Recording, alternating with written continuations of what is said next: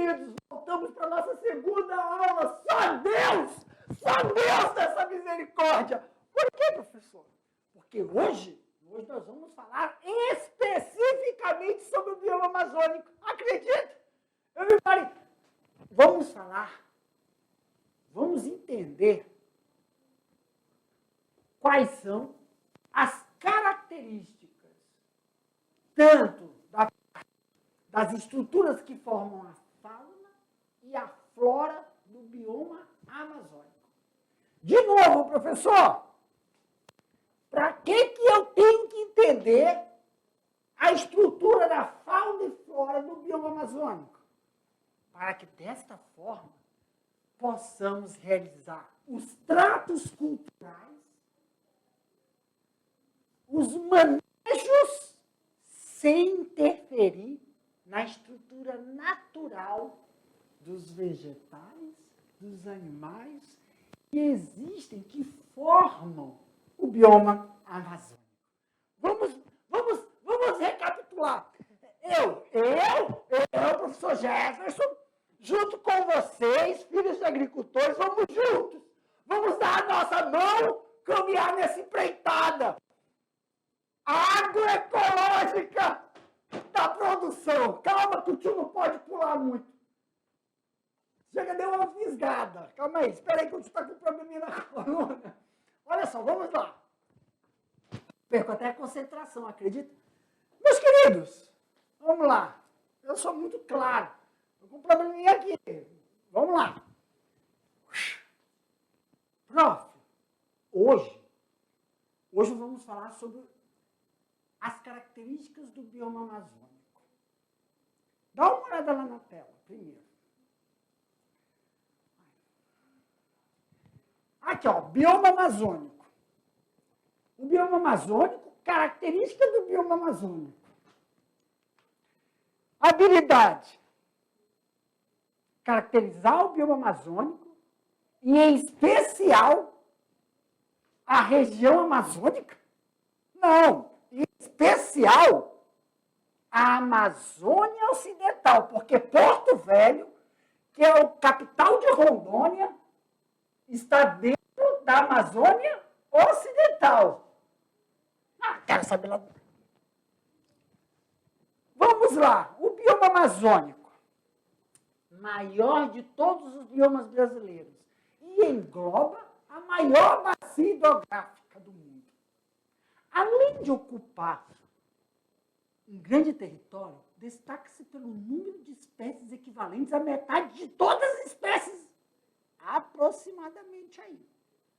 Galerinha, vou te mostrar aqui, ó, que o bioma amazônico ele é constituído principalmente por uma floresta tropical que passa por todo o território. Acre, Amapá, Amazonas, Pará, Roraima, e parte do território do Maranhão e do Mato Grosso. E, claro, Rondônia e Tocantins. Rondônia fica na Amazônia Ocidental. Calma aí, deixa eu ver aqui. Ah, sim. O bioma... Ah, bem aqui. Aonde, prof? Nós estamos bem aqui, ó. Bem aqui. Volta. Vamos aqui, vamos na caneta. Nós estamos aqui, ó, na Amazônia Ocidental. O bioma amazônico, que é essa área verde inteira, planícies, são terrenos com poucas variações de altitude. Isso aqui, ó, eu vou sublinhar que é muito importante. Eu não posso ficar sentando. Eu não posso sentar.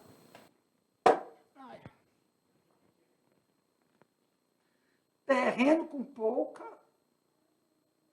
variação de altitude. Depressões, tipos de relevo aplainado, onde são encontradas colinas baixas.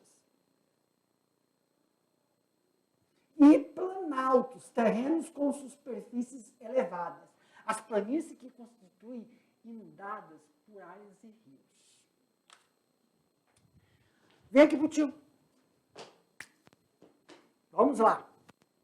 Meus queridos, vamos, em relação ao bioma amazônico, nós vamos falar de forma geral do bioma amazônico. Mas eu quero aproveitar esse espaço e falar especificamente aqui da Amazônia Ocidental, aonde Rondônia está inserida.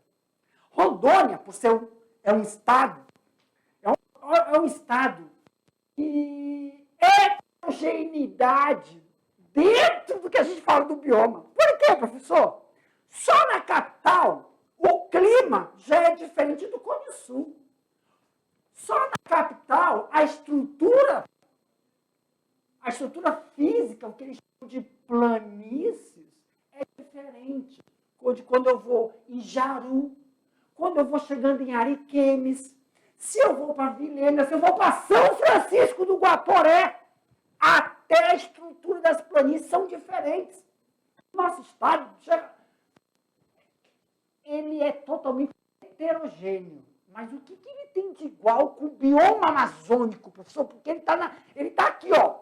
Nosso estado, ele está aqui. Vou voltar aqui rapidamente. Deixa aqui, meu diretor. Olha aqui, ó. O bioma amazônico, o Acre, a Manaus, né? Amazonas, Jefferson. Pará, Belém. Belém? Não, sou louco. Pará, Roraima, apresentam características semelhantes do bioma amazônico. Só que a gente vamos restringir somente ao estado de Rondônia, onde apresentam características do Acre, do Amapá, Amazonas, Roraima. Só que só no nosso estado, quando a gente sobre formações rochosas, uma coisa que é igual para todo mundo, né? O solo da Amazônia é um solo arenoso. É um solo arenoso. É um solo pobre. De forma geral, é um solo pobre. Mas o que significa esse solo pobre, professor? É que é de autossustentação. O solo da Amazônia, eu vou voltar para o mapa. Espera lá. Deixa aí, meu diretor. Todo o solo que constitui esse mapa, o bioma amazônico aqui, é para a autossustentação da floresta. Isso é óbvio. Ponto. Não tem mais o que discutir. Mas, prof, determinadas regiões, de forma geral, é um solo arenoso? Professor, para aqui. Pode parar, porque aqui no estado de Ariquemes, nós temos solo argiloso, arenoso. Só que não é homogêneo. Existem, dentro do bioma amazônico, nós temos biotas, nós temos regiões com estruturas de solos diferentes, mas na íntegra ele está correlacionado com arenoso. Nunca vai ser argiloso. Ou ele é argilo, arenoso, ou ele é argiloso, ou ele é ácido. Ele não é homogêneo. Mas sabemos que é uma estrutura de solo de autossubsistência da floresta. O que isso quer dizer com isso, professor? Que todas as plantas têm que lembrar o processo de formação. Todas as plantas que estão inseridas aqui no bioma amazônico, quando as folhas caem, galhos, quando está tudo em processo de decomposição, todo aquele ciclo do carbono, nitrogênio, todos os componentes dos vegetais são incorporados no solo e retroalimentam a floresta. Isso não significa que o solo amazônico não tem potencial para a agricultura. Isso é diferente. Só que, prof, se a gente comparar o solo da Amazônia, do bioma amazônico, com o solo do bioma do Pampa, lá existem mais sais minerais, mais condições nutricionais do solo. O solo lá, a formação lá, não é arenosa.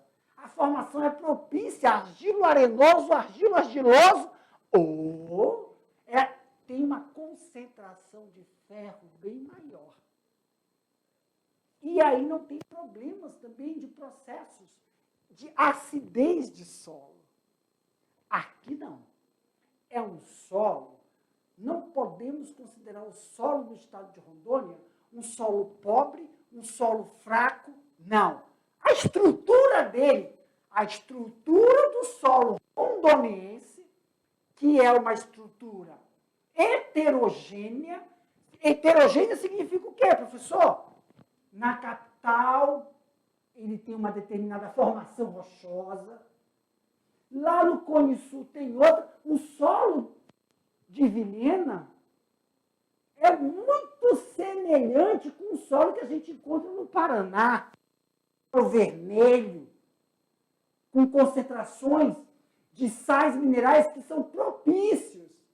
Só que, em geral, se a gente pegar a Amazônia Ocidental, aqui no estado de Rondônia, ele faz constituição do bioma amazônico, onde o objetivo dos nutrientes e a estrutura físico-química do solo é um solo de autossubsistência. E aí, quando a gente fala de autossubsistência, ele tem um potencial de realizar o processo de desenvolvimento do vegetal. Vegetais endêmicos da nossa região.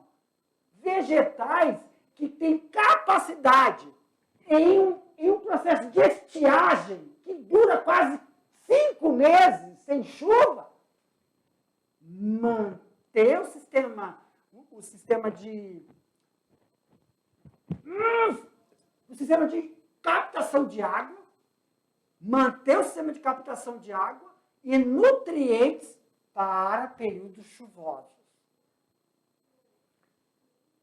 Temos que lembrar que a prática agrícola, os vegetais agrícolas,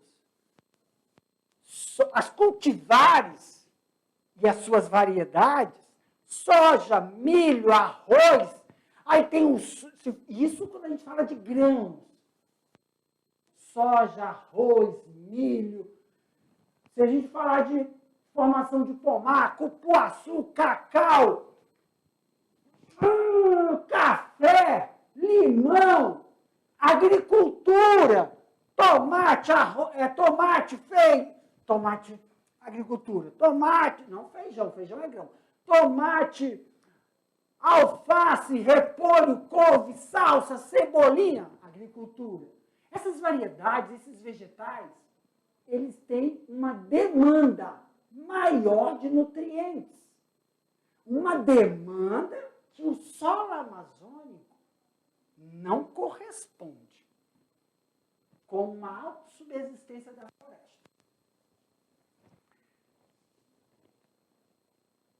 Para que possamos utilizar o solo do bioma amazônico para as atividades agrícolas, sempre é recomendado o quê, professor?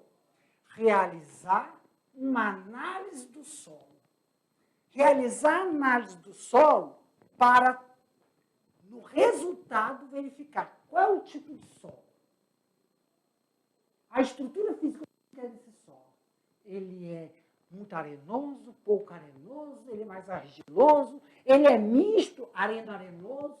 Tem que saber que a sua propriedade está inserida dentro do bioma amazônico, especificamente na Amazônia Ocidental, que tem uma determinada estrutura.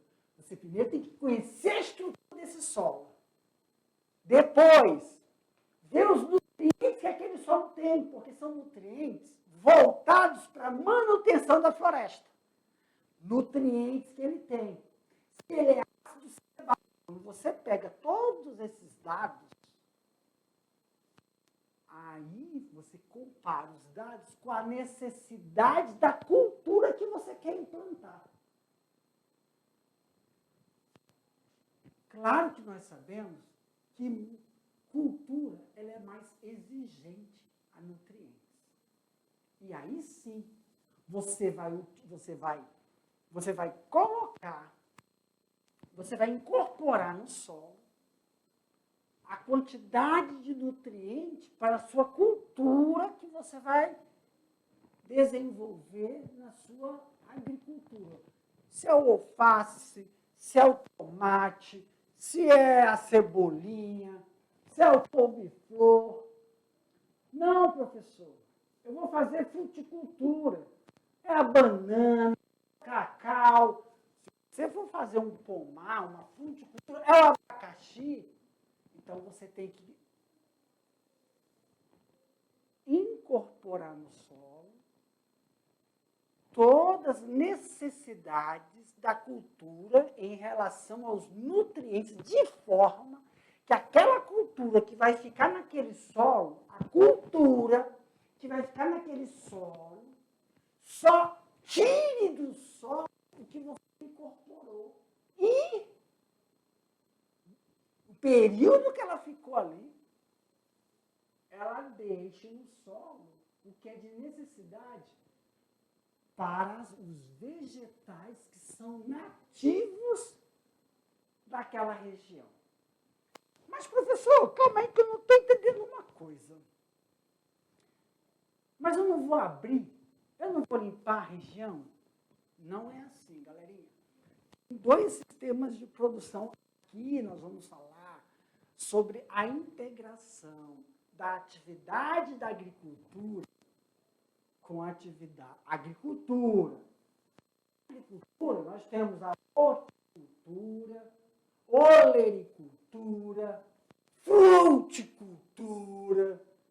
Integrar essa atividade na floresta, sem necessidade de você derrubar uma árvore nativa da região, que é essencial para a sobrevivência não só de determinados animais, espécies endêmicas daquela região, mas que são responsáveis por manter a estrutura físico-química do solo. Mas, professor, calma aí. Eu estou lembrando que lá no 2º ano, quando a gente estava falando sobre esse processo de atividades agrícolas agroecológicas, nós devemos evitar a competitividade entre os vegetais. Exemplo, quando a gente vai plantar, né, determinadas culturas e não queremos, por exemplo, professor, eu posso plantar tomate? Eu posso plantar banana, uma fileira de banana intercalada com cacau? Pode. São culturas totalmente diferentes, intercaladas, não é isso? Banana e cacau. Só tem um probleminha. Temos que evitar o quê? Competitividade dos nutrientes. E quando eu estou falando de atividade agrícola, horticultura, olericultura, fruticultura inserida na floresta, você não vai derrubar a árvore. Você não vai limpar a formação para tirar toda aquela estrutura de floresta para fazer atividade agrícola. Você vai integrar a atividade agrícola. O que a gente não pode fazer é quando você insere determinado vegetal, determinada cultura, temos que evitar a competitividade entre a cultura e a vegetação nativa. Pronto. Esta é a palavra-chave. Vegetação nativa. Você, quando está na sua propriedade, na sua atividade agrícola, você tem que fazer o quê? Um levantamento da área que você vai fazer a produção. Eu vou iniciar aqui, nessa nossa aula, eu vou dar uma ênfase aqui agora, somente, tá? da parte vegetal do bioma. Você tem que fazer um levantamento. Quais são os vegetais? Esse vegetal... Ah, professor, mas, por exemplo, a castanheira, um vegetal aqui, o açaizeiro que eu tenho aqui, tem palmito aqui na minha propriedade. Não plantei, não, já estava aqui quando eu cheguei.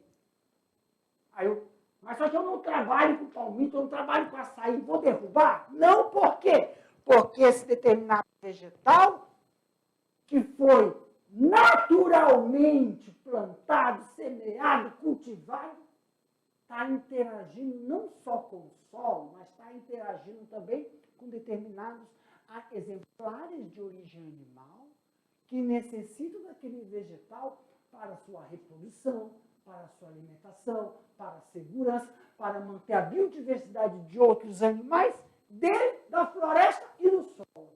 Lembre-se que todos os vegetais que já estão aí inseridos passaram por um processo de seleção, tanto de componentes nutricionais, que fizeram com que ele se adaptasse à estiagem, à diversidade climática que tem na nossa região. E aí você só vai inserir uma determinada cultura. E essa cultura não pode interferir nas necessidades nutricionais desses vegetais nativos com os vegetais que não são nativos, que a gente vai falar que é a cultura. Somente vamos iniciar com o processo da fruticultura, da formação de pomares. Mas aí eu não sei, como a gente estava falando, eu não sei qual é a alimentação, quais as necessidades nutricionais desses vegetais nativos que estão na floresta. Mas se você fizer uma análise do solo, que aí nós já aprendemos a realizar, como faz a análise do solo, zigue-zague, quantidade de amostras, e evitar... Ah, professor, lembra? Tem que evitar a matéria orgânica. Nesse momento, meus queridos, tem que lembrar que a matéria orgânica que cobre o solo da nossa região, ela é de subsistência. E quando você faz a análise do solo da sua determinada região, você vai ver que não é um solo comparado. Quando eu falo, eu chego a tremo. Quando fala que o solo da Amazônia é pobre, não é. Não é que o solo da Amazônia é pobre. Meu Deus do céu, Pai amado. Ele é pobre se você comparar com as necessidades das cultivares. Cultivares são exigentes. Café, cacau, banana, tomate, qualquer cultivar. Feijão, soja, arroz, algodão, que aqui no nosso estado a gente produz algodão. São cultivares, são plantas que já passaram por um processo de seleção, que elas têm, como é que fala? Tolerância, não são susceptíveis a doenças, são resistentes, passaram por um melhoramento genético, então elas têm uma demanda maior de nutrientes. Se você comparar, você vai achar que o solo da Amazônia é pobre. Não é pobre, porque a estrutura nutricional do solo advém da floresta. E é retroalimentação. A floresta, os nutrientes do solo da Amazônia são suficientes para manter a floresta. Mas para processos de produção agrícola, precisa-se, não é pobre, mas precisa fazer uma complementação de nutrientes. Porque o solo da Amazônia não foi feito para isso. O solo do bioma amazônico, em primeiro momento, ele não tem estrutura a longo prazo que não vai apresentar um desequilíbrio, não vai... O que eu estou dizendo é que se você insere uma determinada cultivar a longo prazo, ela não vai suportar, porque você vai estar retirando os nutrientes naturais para a subsistência de vegetais endêmicos. Não estou falando em abrir clareira, estou falando em integrar as variedades, integrar. Que variedades, Jefferson? Integrar cultivares que têm determinadas características que a tornam exigentes para alcançar uma produtividade. Você vai integrar naquele habitat do bioma amazônico, o habitat, porque dentro da sua propriedade são habitats de vegetais endêmicos, de forma a não permitir que ocorra competição dos vegetais nativos com as cultivares que não são nativas. E principalmente, quando você está inserindo determinados vegetais, quer dizer, cultivares, tem que se tomar cuidado por causa de processo de integração pode favorecer no surgimento do que a gente chama de pragas. Como assim, professor? Praga é um termo que a gente utiliza para determinados seres vivos, na grande maioria, insetos, né? Aí é inseto, mas cada inseto tem fase de desenvolvimento. Borboleta, mariposa, tem a fase de lagarta, que ataca determinada produção. Então, pragas são indesejáveis, são animais que atacam a cultura. Então, na hora que você está inserindo a cultura dentro daquele habitat do bioma amazônico, da sua propriedade, aquela praga não era daquele, não tinha ali. Só que elas podem ser inseridas junto com o processo de cultivar. Que você está cultivando aquele determinado vegetal. E as árvores nativas, que são endêmicas dessa região, não tinham problema com aquele tipo de praga, de inseto, que agora começam a ter. Então, não é só no pensar em inserir uma determinada cultivar e tomar o cuidado de não permitir que ocorra competição nutricional. Não é só isso. São as doenças, são as pragas que podem vir junto com a inserção dessa cultivar. E quais são os parâmetros, professor? Por exemplo, quais são esses exemplares de origem animal que são endêmicos da nossa região? Tanto animal como vegetal. Exemplo, eu estou falando só de vegetais, não é? Mas se nós vamos falar de animais, ranicultura, suinocultura, caprinocultura, ovinocultura, bovino de leite de gado, é aquele preto, como é que é? O búfalo, criação de estruticultura, de avestruz, que não, na grande maioria não são animais, né, endêmicos, originários daqui. Nós temos o porco do mato, mas landraias, lajuaite, duroc, pieta, não é natural da Amazônia. Nós temos o porco do mato, que anda, né? Nós temos o amazônico aqui, foi inserido também. Só que não são animais de produção. Avicultura. Quando você vai fazer essa instalação, aí como eu estava falando para vocês sobre esses processos de inserção de cultivares dentro de uma localidade onde os vegetais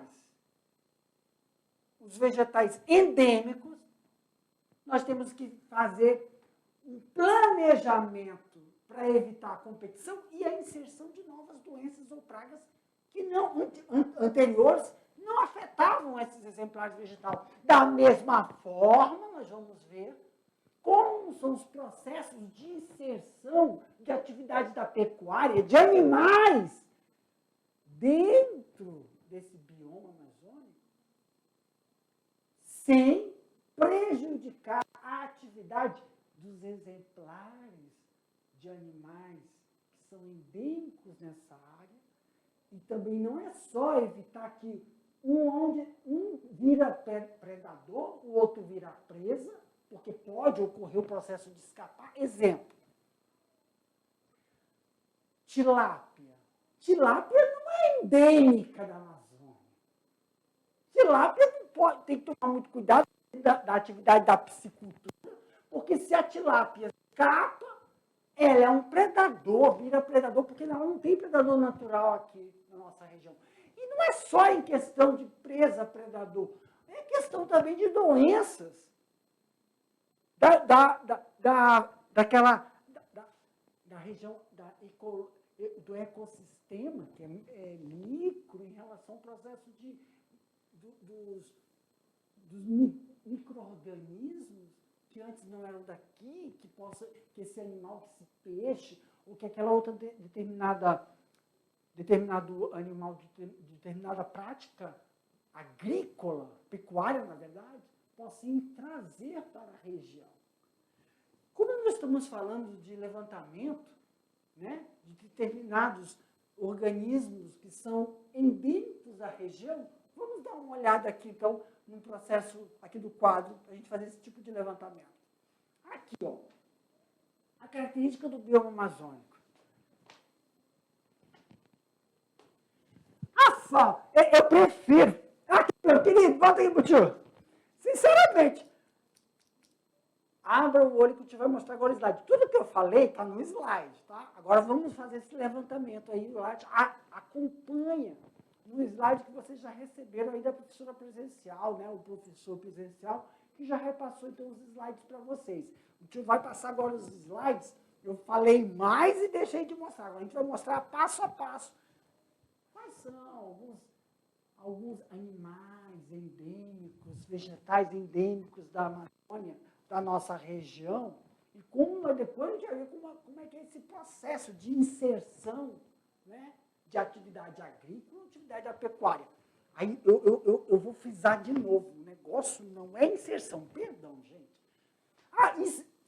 Fazer atividade agrícola, da agricultura, horticultura, olericultura, fruticultura, aqui no nosso estado, que está localizado o bioma amazônico, que é da parcela da Amazônia Ocidental, tem como realizar? Tem.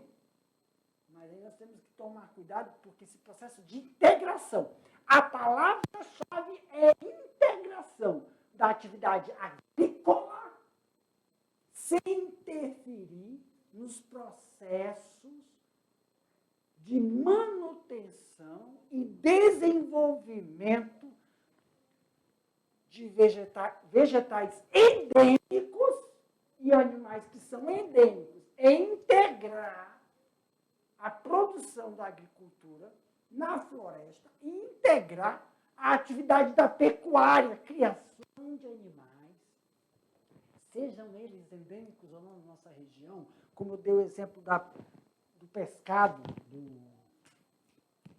daí, meu diretor, da tilápia, seja ele como búfalo, integrar ele dentro desse bioma, sem que ocorra competição.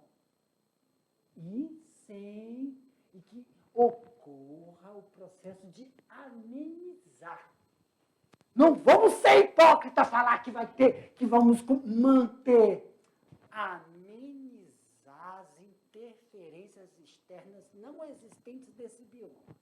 E favorecer o desenvolvimento agrícola e desenvolvimento da pecuária dentro do ambiente amazônico, de forma agroecológica e mantendo a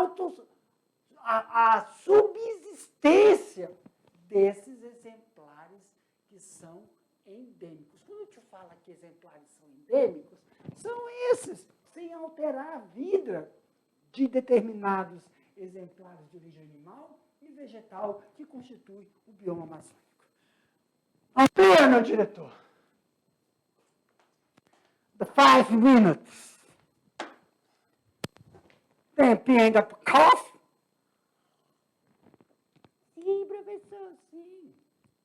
Na Amazônia existem cerca de 30 milhões de espécies de animais. Gente, mas aí lembra, né? No bioma amazônico, nós temos Manaus, Pará, Acre, vários estados. Depois a gente vai falar somente aqui do nosso estado, tá? Que são desconhecidos do homem. Aí nós temos aí, a onça, o tucano, né? São menos de 311 mamíferos, 1.300 aves, 283 répteis, 232 anfíbios e 1.800 peixes continentais. Nos rios podem ser encontrados mamíferos, o boto cor-de-rosa e o tucuxi, o peixe-boi da Amazônia, a ariranha e lontras. E em meia floresta podemos também encontrar as onças pintadas, macaco prego, macaco aranha, macaco barrigudo. Mas aqui eu estou mostrando para vocês, pessoal, esses exemplares, né, de origem animal, que são endêmicos dessa fauna,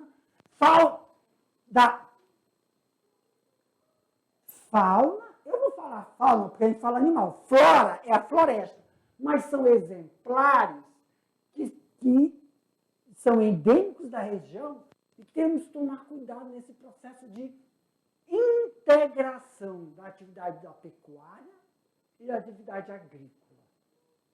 Pois esses exemplares que são endêmicos dessa região são necessários e têm uma enorme responsabilidade e na sua sobrevivência, na sua manutenção, manter esse equilíbrio entre os seus pares para a subsistência não só da floresta, mas o processo de desenvolvimento e manutenção da biodiversidade dentro do bioma amazônico. Aqui nós estamos mostrando também alguns insetos. Professor, aí o que o senhor vai... Qual a importância da gente entender em relação aos insetos? Os insetos que são endêmicos dessa floresta não são insetos que vão desenvolver doenças. Eles não são insetos como... Aqui para mim, galerinha.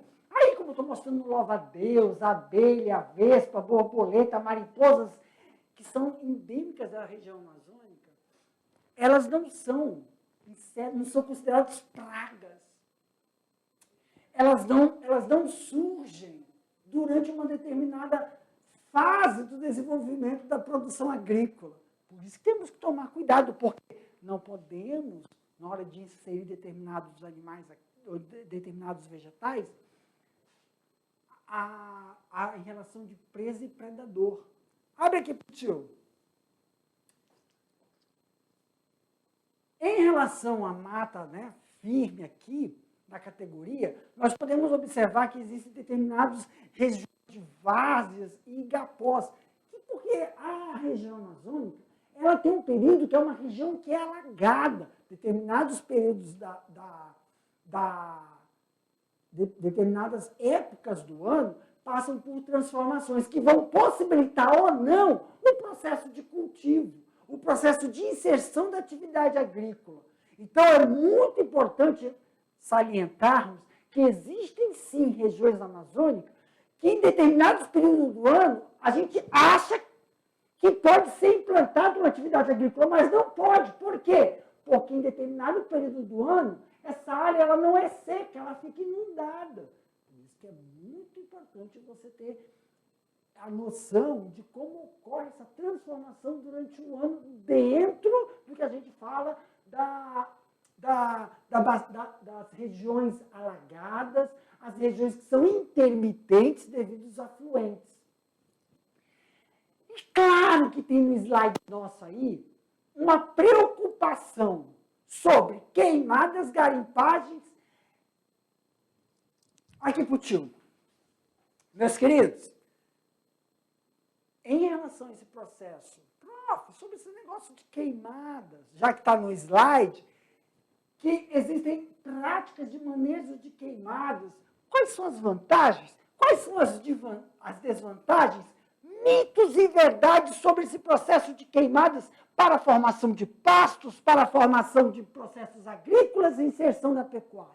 Meus queridos, esse é um assunto para a nossa próxima aula. Daqui a pouco te volta para a gente fazer o bate-bola, jogo rápido desta aula aqui, tá bom? Fica aguardando vocês. Tchau, tchau.